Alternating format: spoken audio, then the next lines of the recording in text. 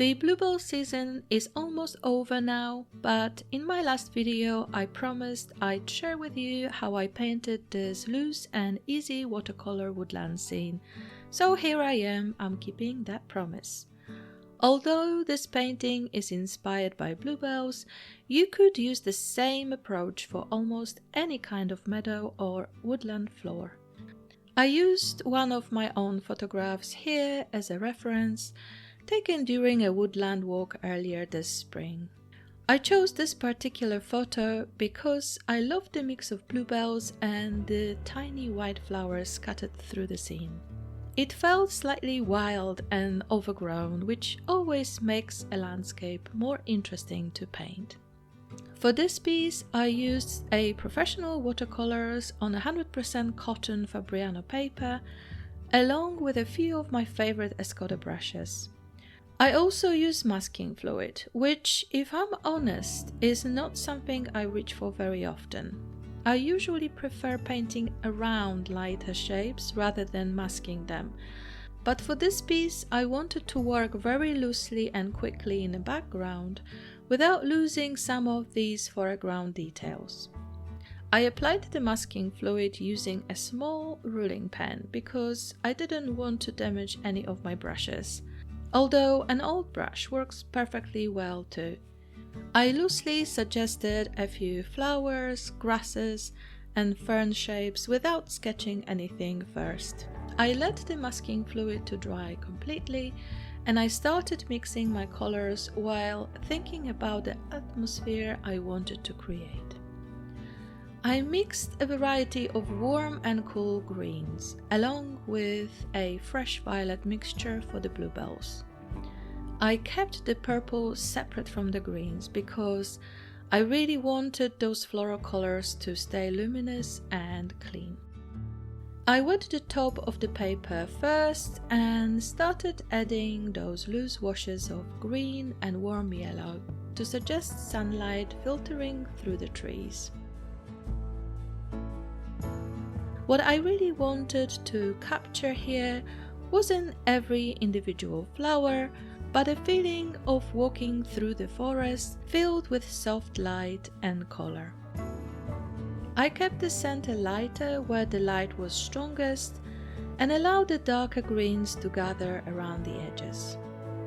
I tilted my board slightly so the paint could flow naturally downward, which helped create that soft woodland atmosphere without too much effort.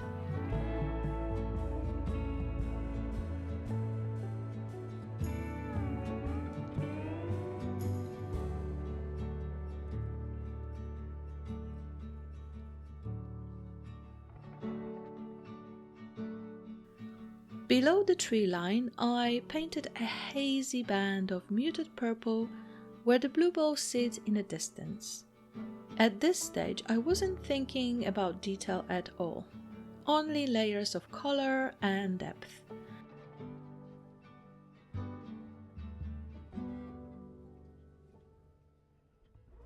One of the things I love about painting bluebell woods is you don't really need to paint every flower.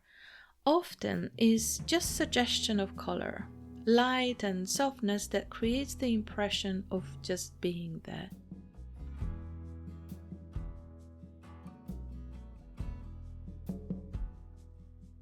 While the paper was still damp, I added darker tree trunks and loose shapes of foliage into the background.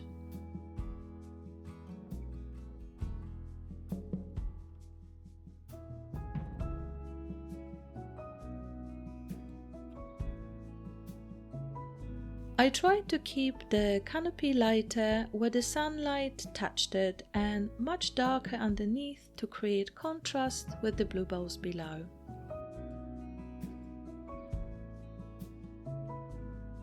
I actually liked the slightly uncontrolled feeling at this stage.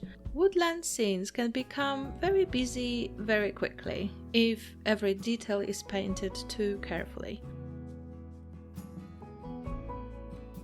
Towards the foreground, I use deeper greens and stronger shadows to help the lighter, masked shapes stand out later on. At this point, I actually had to stop painting because I was losing daylight in a studio. So I decided to leave the painting overnight and come back to it the next morning with fresh eyes. The next day I added a few more details to the tree trunks and I sprayed parts of the foreground with water to soften some of the edges again.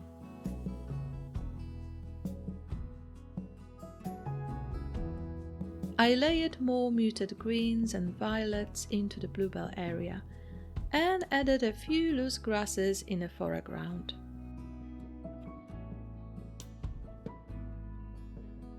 Then came the slightly stressful part of removing the masking fluid.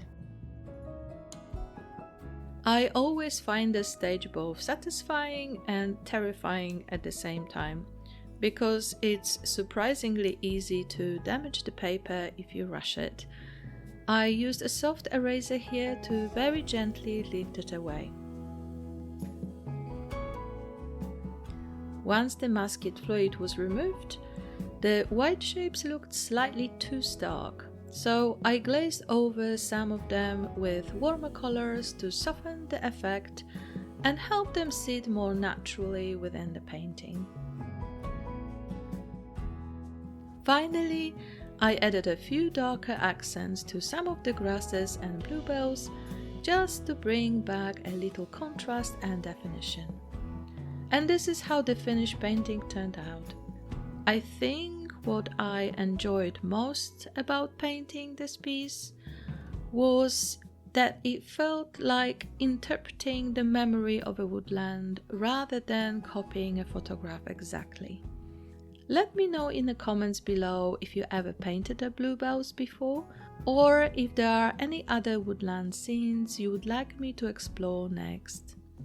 And if you haven't seen it already, in my previous video I painted a much looser bluebell forest using water-soluble oils on a small gesso panel, which was a completely different experience, but equally enjoyable. See you next time. Bye!